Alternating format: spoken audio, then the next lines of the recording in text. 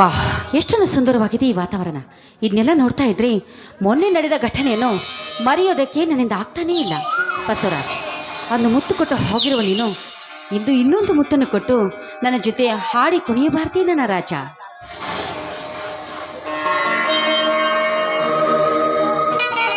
Hello, ಸ್ವಲ್ಪ ನಿಂತ್ಕೋತೀರಾ? ಅಯ್ಯೋ, ಸ್ವಲ್ಪ ನಿಂತ್ಕೊಳ್ಳಿ ಪ್ಲೀಸ್, ನಾನು ನಿಮ್ಮ ಜೊತೆ ಮಾತಾಡಬೇಕು. ಭಾಗ್ಯ, ಈ ಬಡವರು ಈ ಭೂಮಿ ಮೇಲೆ ಬದುಕಬಾರದು ಮತ್ತೆ ಬಂದಿರುವೆ? ಹಂಗೇನು ಇಲ್ಲ. ಮತ್ತೇಕೆ ಬಂದಿರುವೆ? ಅಂದು ನನ್ನ ಜೊತೆ ಕಾಲು ಕೆದರಿ ಜಗಳ ತೆಗೆದು ನಿಮ್ಮ ತಂದೆಗೆ ಹೇಳಿ ದೊಡ್ಡ ರಾಧಾಂತಾನೆ ಮಾಡಿರುವೆ.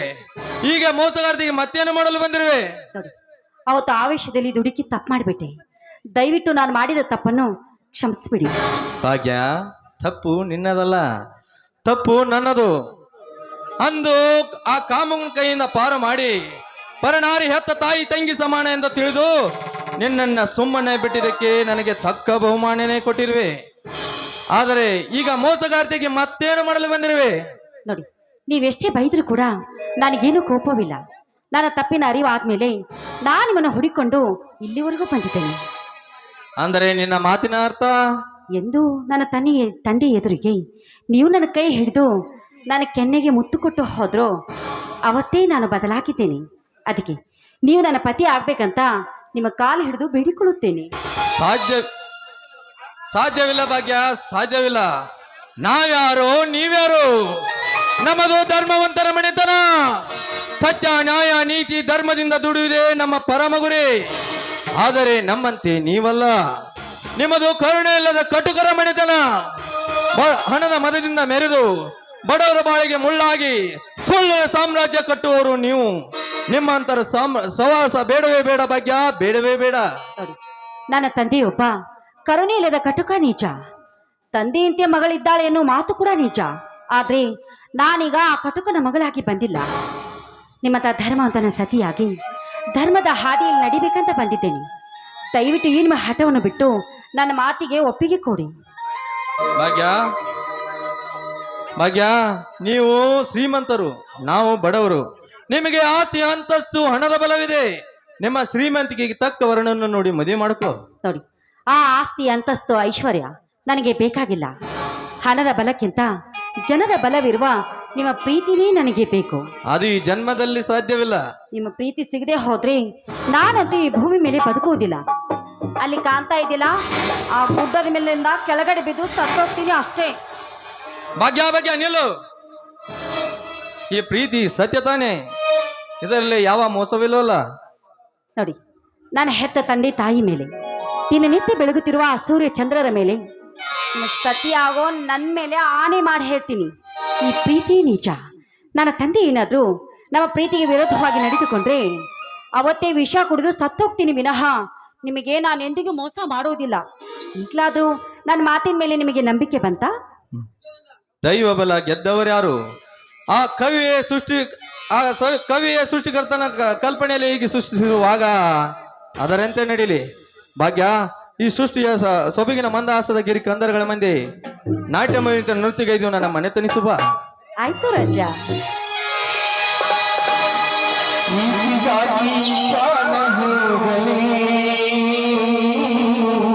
ಹ್ಯಾಂಗ್ ಮಾಡೋದು ನೋಡು.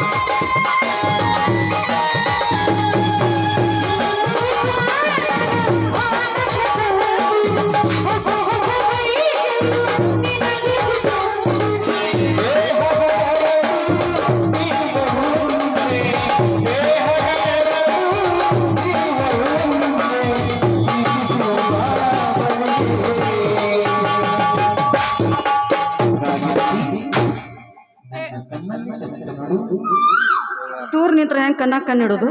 ಕಲ್ಲ ಒಗಿಬೇಕಾಗ್ತೈತಿ. ಮುಂದೆ ಬಾರೆ. ಹೃದಯದಿಂದ ಅಷ್ಟೇ ಅಲ್ಲ ರೀ, ಮನಸಾರೆ ಪ್ರೀತಿ ಮಾಡ್ತಾ ಇದ್ದೀನಿ.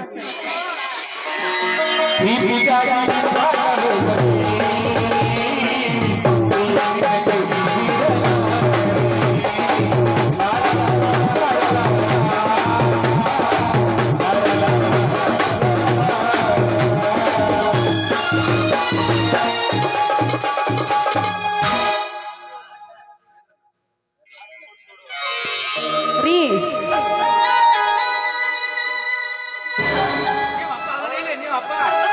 ರೀ ನಮ್ಮ ಅತ್ತೆ ಮಾವ ಮನ್ಯಾಗ ಅದಾರಿಲ್ಲ, ಅವ್ರ ಒಪ್ಪಿಗೆ ಪಡ್ಕೊಂಡ ಆದಷ್ಟು ಬೇಗ ಮದ್ವೆ ಆಗನು ರೀ. ಅಲ್ಲೇ ಇಲ್ಲೇ ನೋಡಕತ್ತೀರಿ, ನಾ ಇಲ್ಲಿ ನಿಂತೀನಿ.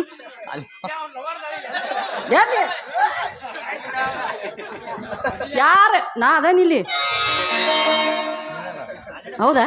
ನೋಡ್ರಿ ಹಂಗಾರ ನಮ್ಮ ಅತ್ತಿ ಮಾವನ ಆಶೀರ್ವಾದ ಪಡ್ಕೊಂಡು ನೋಡ್ರಿ.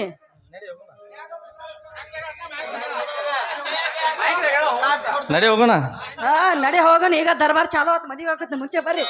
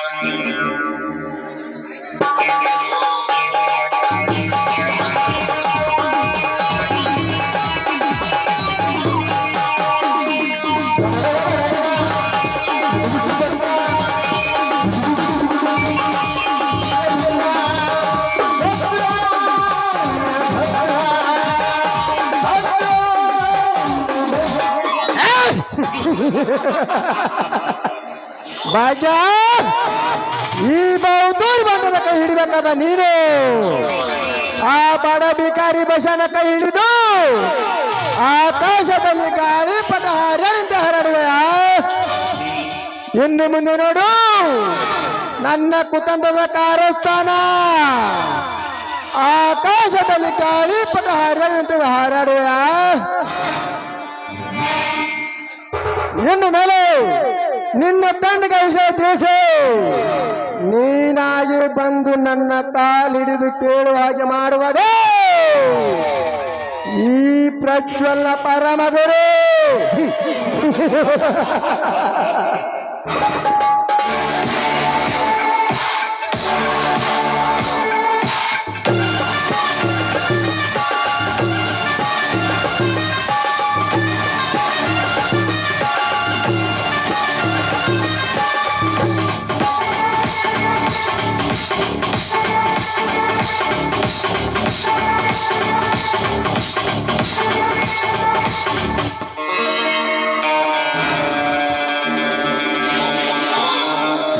ಬಶಾ, ಅಂದು ನನ್ನ ಮನೆಗೆ ಬಂದು ನನ್ನ ಕಣ್ಣೆದುರಿಗೆ ನನ್ನ ಮಗಳ ಗಲ್ಲಕ್ಕೆ ಮೊತ್ತಿಟ್ಟು ದರ್ಪದಂತೆ ಮೆರೆದು ಸರ್ಪವಾದಿಯ ಮಗನೇ ಬಶಾ, ನಿನಗೆ ಹೇಗೆ ಪಾಠ ಕಲಿಸಬೇಕೆನ್ನುವುದು ನನಗೆ ಗೊತ್ತು. ಅಂದು ನೀನು ದರ್ಪದಂತೆ ಮೆರೆದು ಸರ್ಪವಾದರೆ ಇಂದು ನಾನು ಗಾರುಡಿಗನಾಗಿ ನಿನ್ನ ಕುತಂತ್ರದಲ್ಲಿ ಪುಂಗಿ ಊದಿ ನಿನಗೊಂದು ಗತಿ ಹಚ್ಚಿ ನಿನ್ನ ಬಾಯಿ ಒಳಗಿನ ಹಲ್ಲು ಮುರಿದು ನೀನೊಬ್ಬ ಹಾವಾಡಿಸುವ ಹಾವುಗಾರ ಆಗಿ ನನ್ನ ಕಾಲದನೆಯಲ್ಲಿ ಹುಡಿಯಾಗಿ ಬೀರಲೇಬೇಕು.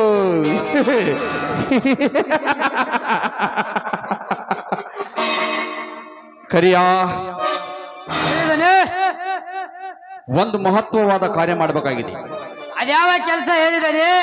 ಈ ಕರಿಯ ಎಂದರೆ ಈರಿದ ಕತ್ತೆ ಅಂತ ಯಾವಾಗ್ಲೂ ರೆಡಿಯಾಗಿ ನಿಂತಿದ್ದಾನೆ. ಕರಿಯ, ಈ ಊರ ಹತ್ತಿರ ಇದ್ದ ಎಲ್ಲ ಅಧಿಕಾರಿಗಳು ನನ್ನ ಕೈಯಲ್ಲಿರುವಾಗ ಈ ಊರ ಆಗ್ತಿಲ್ಲರಿದ್ದ ಬಡ ಬಿಕಾರಿ ಬಿಷಾನ ಜಮೀನದ್ದು ನನ್ನದಾಗಿಸ್ಕೊಳ್ಬೇಕು. ಇದಕ್ಕೆ ಯಾವನಾದರೂ ಅಡ್ಡಿ ಬಂದ್ರೆ ಅಟ್ಟಿ ಬಂದವರ ಸೆರೆ ಕಡಿದು ನಾವು ಕಟ್ಟಬೇಕಾದ ಫ್ಯಾಕ್ಟರಿಯನ್ನು ಕಟ್ಟಿ ಆ ಫ್ಯಾಕ್ಟರಿಯ ಸಮಾರಂಭಕ್ಕೆ ಅವರ ರಕ್ತದಿಂದಲೇ ಅಭಿಷೇಕ. ಶಬಾಷ್ ಕರಿಯ ಶಬಾಷ್. ಮೆಚ್ಚಿದ ನಿನ್ನ ಬಿರುಂಡಿಗಳನ್ನು ಕೇಳಿ ನೀನು ಬರೀ ಸಾಮಾನ್ಯ ಕರಿಯನಲ್ಲ, ನನ್ನ ವಿರುದ್ಧ ನಿಲ್ಲುವವರ ಶಿರ ಹರಿಯಬಲ್ಲ ಜೈ ವೀರ ಕರಿಯ ಜೈ ವೀರ.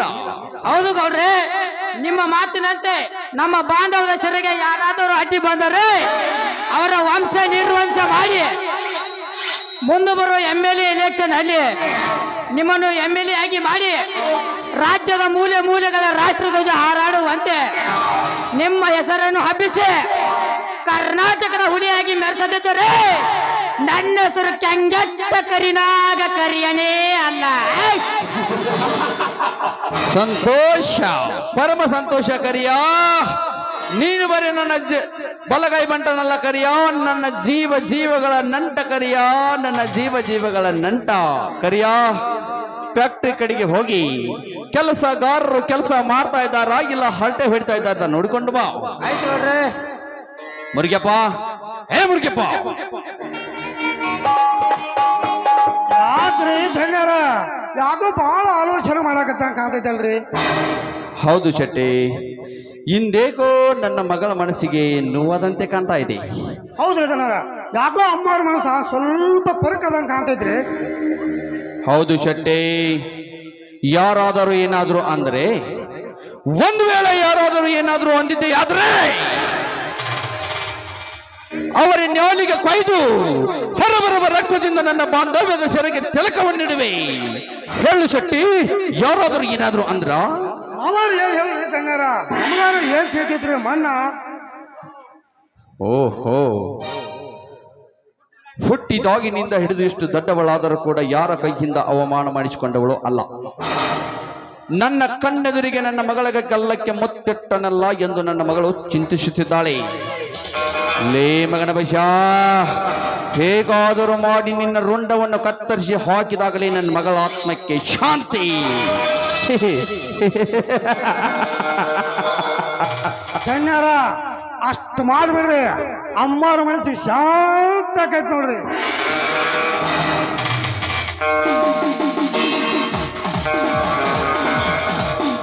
ಮಾವ, ನಿನ್ನ ಮಗಳು ಹೆಜ್ಜೆ ತಪ್ಪಿ ಹೆಜ್ಜೆ ಇಟ್ಟರು ಅಂದಾಗ ಹೇಗೆ ಮಾತನಾಡುತ್ತಾಳೆ? ಅಂದ್ರೆ ನಿನ್ನ ಮಾತಿನ ಅರ್ಥ? ಆ ಬಶ ಮತ್ತ ನಿನ್ನ ಮಗಳು ಹಾಡಿ ಕುಣಿದಾಡುವುದನ್ನು ಕಂಡಾರೆ ಕಂಡಿದ್ದೇನೆ.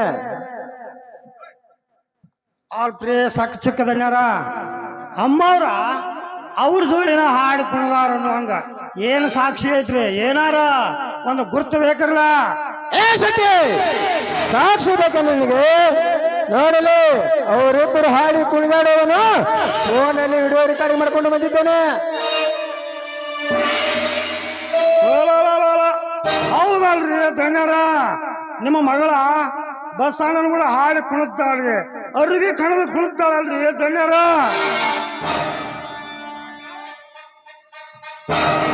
ಲೇ ಮಗನ ಲೇ ಭಾಗ್ಯ, ದೊಡ್ಡ ತಪ್ಪು ಕೆಲಸ ಮಾಡಿರ್ವಿ.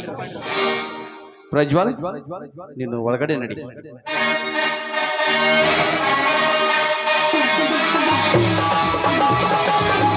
ಲೇ ಮಗನ ಬೈಷ, ದಗದಗಡೆ ಉರಿಯುತ್ತಿರುವ ದಾವಾಗ್ನಿಯಲ್ಲಿ ಮತ್ತಷ್ಟು ಎಣ್ಣೆ ಹಾಕಿ ಬೆಂಕಿ ಹಚ್ಚಿದೀಯಾ ಮಗನ ಬೈಷ? ಇದೇ ಹೊತ್ತುರಿಯುತ್ತಿರುವ ದಾವಾಗ್ನಿಯಿಂದಲೇ ನನ್ನ ಮಗಳ ಕೈಯಿಂದಲೇ ನಿನ್ನ ಮನೆತನಕ್ಕೆ ಬೆಂಕಿ ಹಚ್ಚೆ ನಿನ್ನ ಮನೆತನವನ್ನು ಸೊಟ್ಟು ಬೂದಿ ಮಾಡಿದಾಗಲೇ ನನ್ನ ಆತ್ಮಕ್ಕೆ ಶಾಂತಿ. ಮುರುಗಪ್ಪ, ಹೇಳು ಧನ್ಯರ. ಆ ಬಶಾನ ಹೊಟ್ಟಡಿಗಿಸಲು ಮುಂದಿನ ತಯಾರಿ ಮಾಡೋ. ಧನ್ಯರ, ಹಿಂಗ ಸಟ್ ಬಿಟ್ರ ಮಗ ನಮ್ಮ ಮಾನ ಮರ್ಯಾದೆ ಭೂಮಿ ಪಾಲ್ ಮಾಡಿಬಿಡ್ತಾನ್ರಿ. ಆ ಮಗ್ಗ ಒಂದು ಹೊಸ ಐಡಿಯಾ ಹೇಳ್ತಾನ್ರಿ, ಒಳಗೆ ನಡಿ. ನಡಿ.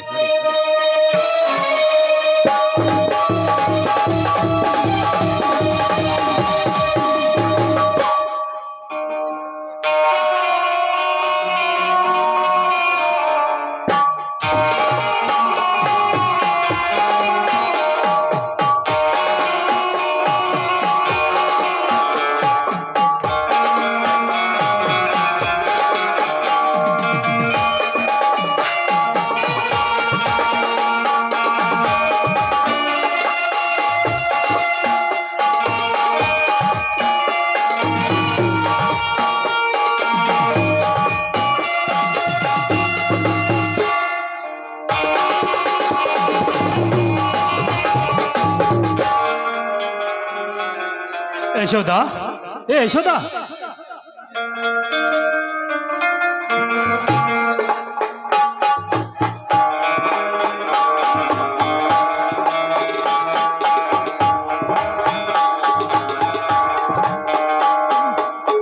ಯಶೋದ, ಯಶೋದ.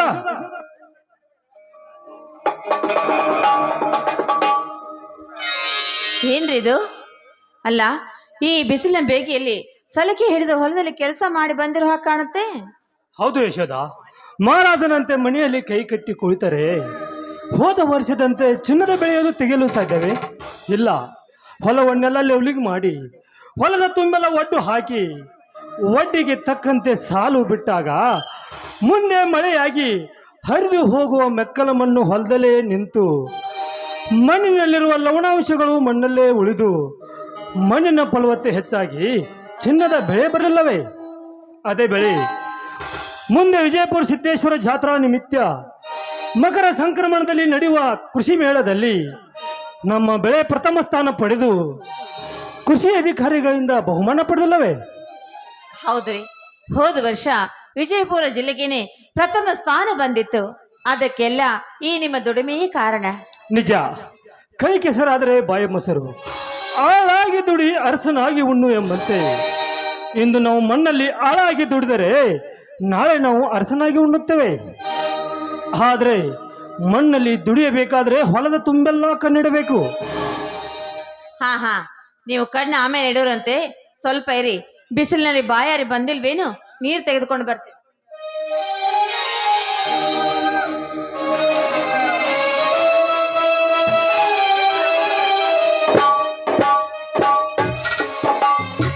ಇಲ್ಲಿ ನೋಡಿ, ಮೊದಲು ಈ ನೀರನ್ನು ಕುಡಿದು ನಿಮ್ಮ ದಣಿವನ್ನು ಆರಿಸ್ಕೊಳ್ಳಿ.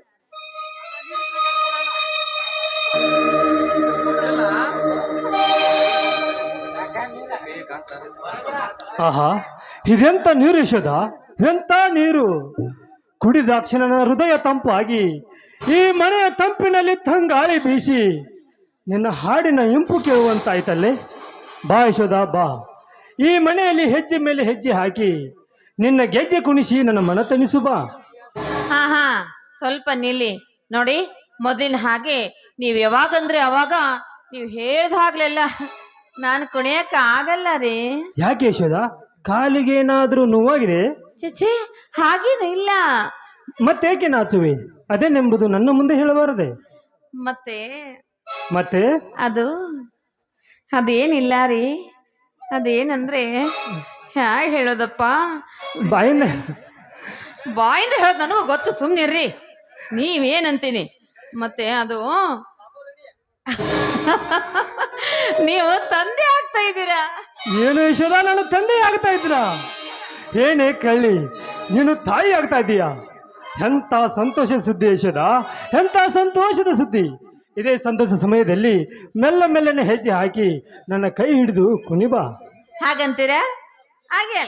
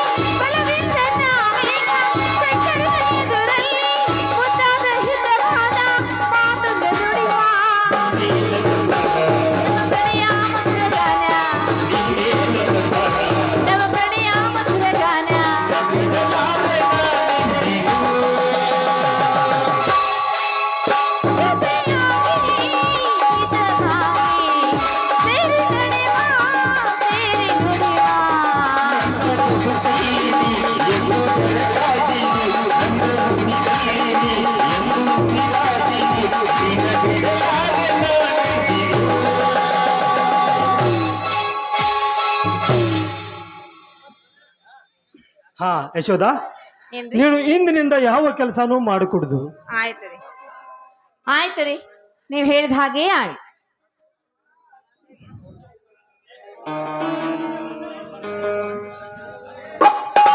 ಅಪ್ಪ ಅಮ್ಮ, ಇದುವರೆಗೂ ಎಲ್ಲಿಗೆ ಹೋಗಿದ್ರು? ಗೆಳೆಯನ ಹುಟ್ಟಬೇಕು, ಅದಕ್ಕೆ ಹೋಗಿದ್ದೇವೆ. ನೋಡಪ್ಪ ಬಸವ, ಈಗ ನೀನೊಬ್ಬ ಈ ನಾಡಿನ ರೈತ ಸಂಘದ ಅಧ್ಯಕ್ಷನಾಗಿರುವೆ.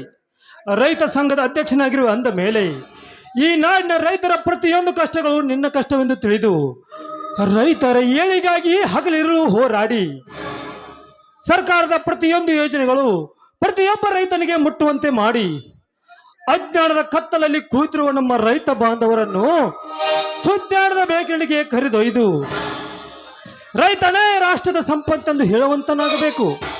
ನಂತರ ಮುಂಬರುವ ದಿನಗಳಲ್ಲಿ ಈ ಎಲ್ಲ ಜನರ ಆಶೀರ್ವಾದ ಪಡೆದು ನೀನು MLA ಆಗಿ ಈ ಸಮಾಜದಲ್ಲಿ ನಡೆಯುವ ಅನ್ಯಾಯ, ಅತ್ಯಾಚಾರ, ಸತ್ಯ, ನ್ಯಾಯ, ನೀತಿ, ಧರ್ಮ ಕಾಪಾಡುವ ದೊರೆಯಾಗಬೇಕಪ್ಪ, ದೊರೆಯಾಗಬೇಕು. ಅಂದಾಗ ನೀನು ಮಾಡುವ ಈ ಸಮಾಜ ಸೇವೆಗೊಂದು ಬೆಲೆ ಸಿಗುತ್ತದೆ.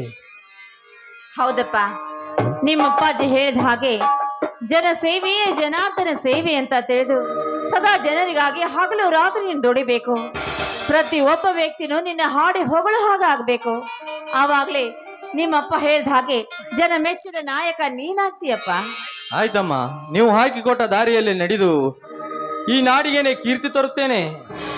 ಸಂತೋಷ ಬಸವರಾಜ, ಸಂತೋಷ. ಹಾ ನರಸಿಂಹ, ನೀನು ಬರೆದ PSI ಪರೀಕ್ಷೆ ಏನಾಗಿದೆ ಎಂಬುದು ಗೊತ್ತೇ? ಗೊತ್ತಾಗಿದೆಯಪ್ಪ, ಫಸ್ಟ್ ಕ್ಲಾಸ್ ನಲ್ಲಿ ಪಾಸ್ ಆಗಿರುವೆ. ಇನ್ನು ಆರ್ಡರ್ ಕಾಪಿ ಬರೋದೊಂದೇ ಬಾಕಿ ಇದೆ. ಆ ಮಾರುತೇಶ್ವರನ ಕೃಪೆ ಇದ್ರೆ ಆ ಆರ್ಡರ್ ಕಾಫಿ ಕೂಡ ಆದಷ್ಟು ಬೇಗ ಬಂದೇ ಬರುತ್ತೆ.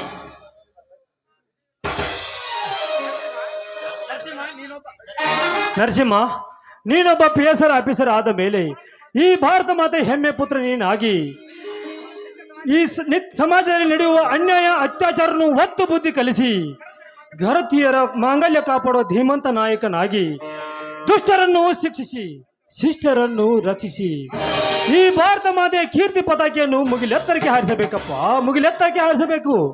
ಅಂದಾಗ ನೀನೊಬ್ಬ ಪೊಲೀಸ್ ಆಫೀಸರ್ ಆಗಿದ್ದಕ್ಕೂ ಸಾರ್ಥಕವಾಗುತ್ತದೆ. ಆಯ್ತಪ್ಪ, ನೀವು ಹೇಳಿದ ನುಡಿಯನ್ನು ಅಡಿಗಡಿಗೆ ಚಾಚು ತಪ್ಪದೇ ಪಾಲಿಸುತ್ತೇನೆ. ಸರ್, ಪತ್ರ ಬಂದು ತೆಗೆದುಕೊಳ್ಳಿ. ಅಪ್ಪ, ನರಸಿಂಹನಿಗೆ ನೌಕರಿ ಆರ್ಡರ್ ಕಾಪಿ ಬಂದಿದೆ. ಹೌದಾ? ಹಾ ಸಾಹೇಬ್ರೆ, ಬರುವಾಗ ಪೇಡೆ ಮರಿಬೇಡಿ, ಖಂಡಿತ ತರಬೇಕು. ಹೌದಾ? ಎಂತ ಅದೃಷ್ಟವಂತನಪ್ಪ ನೀನು. ನಿಜವಾಗ್ಲೂ ನೀನು ಭಾರತ ಮಾತೆ ಹೆಮ್ಮೆ ಪುತ್ರ ಕಣೋ. ನೋಡಿದ್ರೇನ್ರಿ, ನಾನು ಹೇಳಿಲ್ವೇ ಇವತ್ತಿಗೆ ಈ ನಮ್ಮ ಕನಸಿನ ಗೋಪುರಕ್ಕೆ ಕಳಸ ಇಟ್ಟಂತ ಆಯ್ತು ನೋಡಿ. ಇದಕ್ಕೆಲ್ಲ ನಿಮ್ಮ ಆಶೀರ್ವಾದವೇ ಕಾರಣಮ್ಮ. ಅಪ್ಪ, ನರಸಿಂಹನಿಗೆ ನೌಕರಿ ಆರ್ಡರ್ ಬಂದಿದೆ. ಆದರೆ ಮತ್ತೇನಾಯಿತು? ನಾಳಿಗೇನೆ 1 ಲಕ್ಷ ಹಣ ತುಂಬಿ ಬೆಂಗಳೂರು ಗ್ರಾಮಾಂತರ ಠಾಣೆಗೆ ಹಾಜರಾಗಬೇಕಂತೆ. ಅಯ್ಯೋ ಮಾರುತೇಶ್ವರ, ಎಂತ ಸಂಕಷ್ಟಕ್ಕೆ ಸಿಲುಕಿಸಿದೆಯಪ್ಪ ನನ್ನ. ಮಗನಿಗೆ ನೌಕರಿಯಾಗಿದೆ ಎಂದು ಸಂತೋಷವಾಗುವುದು ಒಂದು ಕಡೆ, ಆದ್ರೆ ಇನ್ನೊಂದು ಕಡೆ 1 ಲಕ್ಷ ಹಣ ತುಂಬುವುದಂದ್ರೆ ತುಂಬಾ ಕಷ್ಟವಾಗುತ್ತದೆ ಅಪ್ಪ, ತುಂಬಾ ಕಷ್ಟವಾಗುತ್ತದೆ. ಏನು ಮಾಡಲಿ, ಎಲ್ಲಿಂದ ಹಣ, ಅಷ್ಟೊಂದು ಹಣ ತರಲಿ? ಇಲ್ಲ ಇಲ್ಲ, ಏನೇ ಬಂದರೂ ಇದು ತಟ್ಟಿ ನಿಲ್ಲಬೇಕು. ಹಾ, ಇದೇ ತಟ್ಟಿ ನಿಲ್ಲಬೇಕು. ಹಾ ಯಶೋದ, ನಾನು ಯಾವ್ದಾದ್ರೂ ಕೈ ಕಾಲು ಹಿಡಿದು ಹಣದ ವ್ಯವಸ್ಥೆ ಮಾಡಿಕೊಂಡು ಬರ್ತೇನೆ. ಏನ್ರಿ ಇದು? ಯಾರ ಹತ್ರ ಹೋಗ್ತೀರಾ? ಅಷ್ಟೊಂದು ಹಣ ಯಾರೇ ನಮಗ್ ಕೊಡ್ತಾರೆ? ನೀವೇನು ಚಿಂತೆ ಮಾಡಬೇಡಿ, ಅದಕ್ಕೆ ನಾನಿದ್ದೇನೆ. ಅಂದ್ರೆ ಏನೇ ಹೆಮ್ಮಾರೆ, ನನ್ನ ಮನೆಗೆ ಯಾಕೆ ಬಂದೆ? ಅವತ್ತು ನನ್ನ ಮಗನ ನಿನ್ನ ಮನೆಯಲ್ಲಿ ಕಟ್ಟಿ ಹಾಕಿಸಿ ಅವನು ಮಾಡದಿರೋ ತಪ್ಪನ್ನು ಹೊರಿಸಿ ಮನಸ್ಸಿಗೆ ಬಂದಾಗ ಹೊಡೆಸಿದೆಯಲ್ಲೇ, ಮತ್ತೆ ನನ್ನ ಮನೆಯ ಹೊಸಲೆ ತೊಳೆದು ಒಳಗೆ ಬರೋಕೆ ನಾಚಿಕೆ ಆಗ್ಲಿಲ್ಲ ನಿನಗೆ? ನೋಡಿ, ನೀವೆಷ್ಟೇ ಬೈದರೂ ಕೂಡ ನನಗೇನು ಕೋಪವಿಲ್ಲ. ನಾನು ಮಾಡಿದ ತಪ್ಪನ್ನು ದಯವಿಟ್ಟು ಕ್ಷಮಿಸ್ಬಿಡಿ. ನಾನೀಗ ಚಂದ್ರೇಗೌಡನ ಮಗಳಾಗಿ ಬಂದಿಲ್ಲ. ಅಂದ್ರೆ ಏನಮ್ಮ ನಿನ್ನ ಮಾತಿನ ಅರ್ಥ? ನೋಡಿ, ನಾನೀಗ ತುಂಬಾ ಬದಲಾಗಿದ್ದೇನೆ. ಬಡವರ ನೀತಿಗಳನ್ನು ಅರಿತು ನಿಮ್ಮೊಂದಿಗೆ ಬಾಳ್ಬೇಕಂತ ಬಂದಿದ್ದೇನೆ. ಏನಮ್ಮ ಇದು ನಿನ್ನ ಮಾತು? ನೀನು ಮೊದಲಿನ ಹಾಗಿಲ್ವೇ? ನಿನ್ನ ಮಾತೇ ಬದಲಾಗಿದೆಯಲ್ಲಮ್ಮ. ನೀವು ದೊಡ್ಡ ಮನಸ್ಸು ಮಾಡಿದ್ರಿ ಈ ಮನೆ ಹಿರಿ ಸೊಸೆಯಾಗಿ ಬಾಳ್ಬೇಕಂತ ಬಂದಿದ್ದೇನೆ. ಏನಮ್ಮ, ಏನು ಮಾತನಾಡುತ್ತಿರಬೇಡಿ. ಇದು ನಿನ್ನ ತಂದೆ ನಮ್ಮ ಪರಮ ವೈರಿ. ನೀನು ನನ್ನ ಮಗನ ಕೈ ಹಿಡಿದರೆ ನಿನ್ನ ತಂದೆ ಸುಮ್ಮನೆ ಬಿಡ್ತಾನೇನಮ್ಮ? ಹೇಳಮ್ಮ, ಬಗ್ಗೆ ಹೇಳು. ಹೌದಮ್ಮ, ನಿಮ್ಮ ತಂದೆ ಹಣವಂತ, ಮೇಲಾಗಿ ಅಹಂಕಾರಿ. ಹಣದಿಂದ ಏನು ಬೇಕಾದ್ರೂ ಮಾಡ್ತೀನಿ ಅನ್ನೋ ಸೊಕ್ಕು ಅಡಗಿದೆ ಅವನಲ್ಲಿ. ಹೀಗಿರ್ಬೇಕಾದ್ರೆ ನಮ್ಮಂಥ ಬಡವರ ಮನೆಗೆ ನಿನ್ನನ್ನ ಧಾರೆ ಎರೆದು ಕೊಡ್ತಾರ? ಇಲ್ಲಮ್ಮ ಇಲ್ಲ. ಅವನಿಗೆ ಗೊತ್ತಾದ್ರೆ ಈ ನನ್ನ ಮನೆ, ನಮ್ಮ ಬಾಳನ್ನೇ ನಾಶ ಮಾಡಿಬಿಡ್ತಾರೆ. ನೋಡಮ್ಮ, ನಿಮ್ಮ ತಂದೆ ಯಾವ ವರವನ್ನ ತೋರಿಸ್ತಾರೋ ಅದೇ ವರವನ್ನ ಮದುವೆ ಆಗಿ ಹಾಯಾಗಿರು. ಆದ್ರೆ ನಮ್ಮ ಸವಾಸ ನಿಮ್ ಬೇಡಮ್ಮ, ಬೇಡ. ನೀವೇನು ಚಿಂತೆ ಮಾಡಬೇಡಿ, ಯಾಕಂದ್ರೆ ಮದುವೆ ಎನ್ನುವುದು ನನ್ನ ಸ್ವಂತ ವಿಷಯ. ಇದಕ್ಕೆ ನನ್ನ ತಂದೆ ಏನಾದರೂ ಅಡ್ಡಿ ಬಂದಿದ್ದೆ ಆದರೆ ನಾನು ವಿಷ ಕುಡಿದು ಸಾಯುತ್ತೇನೆ ವಿನಃ ನಿಮ್ಮನ್ನು ಯಾವುದೇ ರೀತಿ ಸಂಕಷ್ಟಕ್ಕೆ ಸಿಲುಕಿಸುವುದಿಲ್ಲ. ದಯವಿಟ್ಟು ಈಗಲಾದರೂ ನನ್ನ ಮಾತನ್ನು ನಂಬಿ. ಇರಲಿ ಹೇಳಮ್ಮ, ಇರಲಿ ಹೇಳು. ಹಣೆ ಬರಕ್ಕೆ ಹೊಣೆ ಯಾರು? ದೈವದ ಬಲ ಗೆದ್ದವ್ರು ಯಾರು? ನಿನ್ನ ಹಣೆ ಬರ ಸೃಷ್ಟಿಕರ್ತ ಹೀಗೆ ಸೃಷ್ಟಿಸಿರುವಾಗ ಯಾರಿಂದಲೂ ಏನು ಮಾಡಲು ಆಗುವುದಿಲ್ಲ.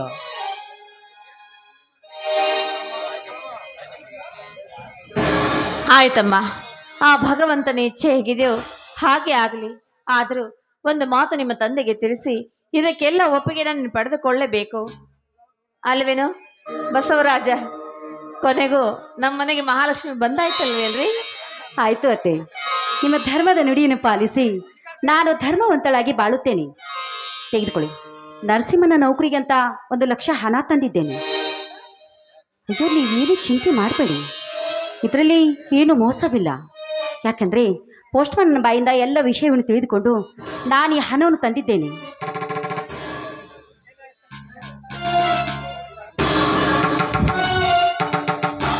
ಈ ನಾಡಿನ ಪ್ರತಿಯೊಂದು ಹೆಣ್ಣು ಮಕ್ಕಳು ನಿನ್ನಂತೆ ಅರಿತುಕೊಂಡರೆ ಈ ನಾಡು ರಾಮನ ಬೀಡಾಗಲು ಸಂದೇಹವೇ ಇಲ್ಲ.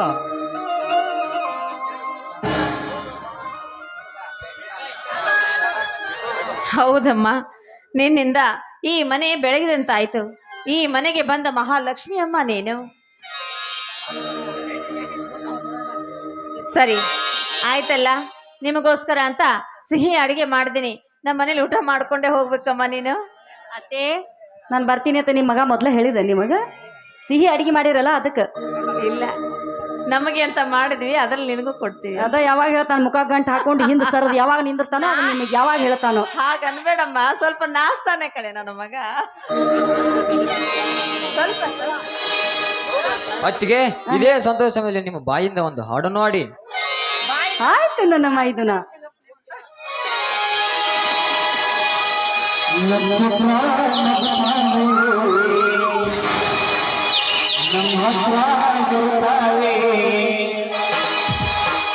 ನಾವೆಲ್ಲ ಒಂದಾಗಿರುವ ಗುಟ್ಟು ಗೆಲುವೆ ಈ ನಮ್ಮ ಪ್ರೀತಿ ನೋಡಿ ಮದುವೆ ಹಾಡೋಕೆ ನಕ್ಷತ್ರ ನಗುತ್ತಾವೆ, ನಕ್ಷತ್ರ ನಗುತ್ತಾವೆ, ನಾವೆಲ್ಲ ಒಂದಾಗಿರುವ ಗುಟ್ಟು ಗೆಲುವೆ ಈ ನಮ್ಮ ಪ್ರೀತಿ ನೋಡಿ ಮದುವೆ ಹಾಡೋಕೆ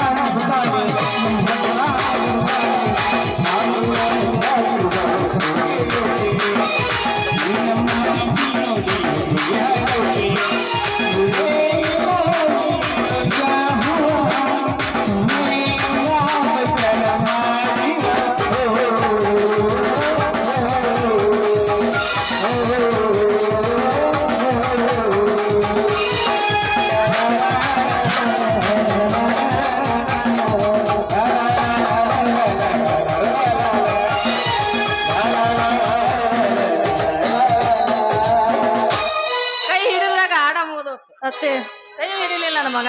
ಅತ್ತೆ ಸೊಸಿ ಮುದ್ದ ಏನು ಮಾಡಕ್ಕಾಗಲ್ಲ. ಅಲ್ಲವ ನಾ ಮದ್ವೆ ಆಗಂಗಿಲ್ಲವ ಇವನು. ಹಾ ಹಾಗನ್ಬೇಡಮ್ಮ. ಇರ್ಲಿ ಇರ್ಲಿ, ಹಿಂಗಾದ್ರೆ ಹೆಂಗತ್ತೆ? ಪರವಾಗಿಲ್ಲ, ಮುಂದ್ ಹೋಗಿ ಎಲ್ಲ ಸರಿ ಹೋಗ್ತಾನೆ. ನಾ ಜವಾಬ್ದಾರಿ. ಅದಕ್ಕಲ್ಲ ಒಂದು ಕೈಯಾಗ ಹಿಡ್ಕೊಂಡ ನಾ ಜವಾಬ್ದಾರಿ. ಅತ್ತೆ ಬಾವ, ನಾನಿನ್ನು ಹೋಗಿ ಬರ್ತೀನಿ. ಈಗಲೇ ಈ ವಿಷಯವನ್ನು ನನ್ನ ತಂದೆಗೆ ತಿಳಿಸ್ಬಿಡ್ತೀನಿ. ಆಯ್ತಮ್ಮ ಭಾಗ್ಯ, ನಿನ್ನ ಮಾತಿನಂತೆ ಆಗಲಿ. ಹಾ ಬಸವ, ಭಾಗ್ಯವನ್ನು ಕರೆದುಕೊಂಡು ಅವ್ರ ಮನೆಯವರಿಗೆ ಕಳಿಸಿ ಬಾರಪ್ಪ. ಆಯ್ತಪ್ಪ, ನಾವಿನ್ನು ಹೋಗುತ್ತೀನಿ. ನೀ ಹೋಗೋದ ನನ್ನ ಕರ್ಕೊಂಡು ಹೋಗ. ಹೆದರ್ಬೇಡ ಹೆದರ್ಬೇಡ ಮಗನೇ, ನೀನು ಹೆದರ್ಬೇಡ. ನನ್ನ ಸೊಸೆ ಒಳ್ಳೆಯವಳಪ್ಪ. ನಾನು ಚೊಪ್ಪನ ಕರ್ಕೊಂಡು ಹೋಗ್ಬೇಕು.